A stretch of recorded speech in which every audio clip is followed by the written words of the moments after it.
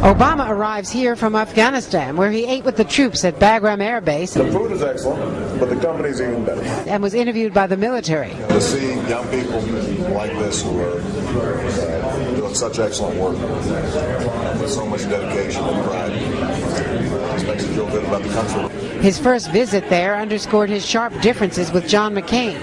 Obama says Afghanistan, not Iraq, is the central front in the war on terror. What you guys just saw was Obama-Mania in full effect as he heads to Iraq. What did you think, Kent?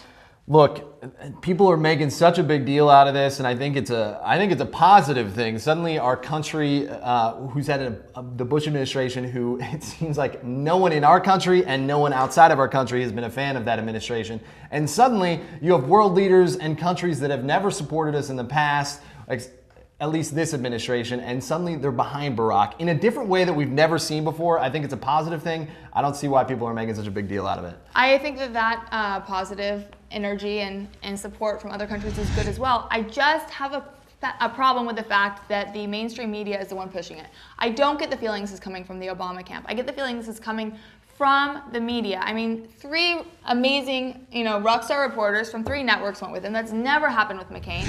And quite frankly, there's just substance lacking to back up the fanfare, and that's my issue with it. I mean, but I don't understand why it's an issue that the media is pushing it. He hasn't been there. He hasn't been to Iraq since 2006.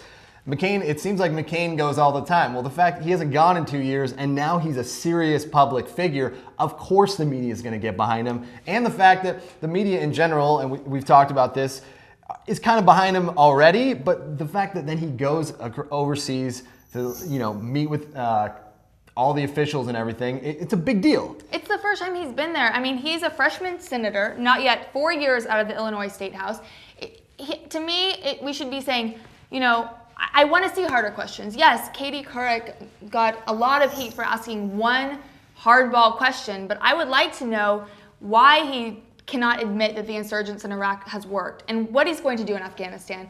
And if it hasn't worked here, what is his plan? And I would just like to see some sort of journalistic responsibility and people, asking the questions to back up this enthusiasm. Enthusiasm only goes so far. But his plan is to pull out the troops within 16 months in Iraq, pending the fact that the circumstances allow it. And then his plan is to put our troops in Afghanistan where the real threat is, and that's why Barack Obama is a genius, because McCain just sees right past that, and he sees what the Bush administration has been doing, and he stays on that path and doesn't see outside of it. Iraq is not the threat, Afghanistan is. Okay, Obama made those statements before he left, which is very interesting. I've never seen somebody make a statement before they go to a place that they've never been, especially a place that is of such consequence for our country right now.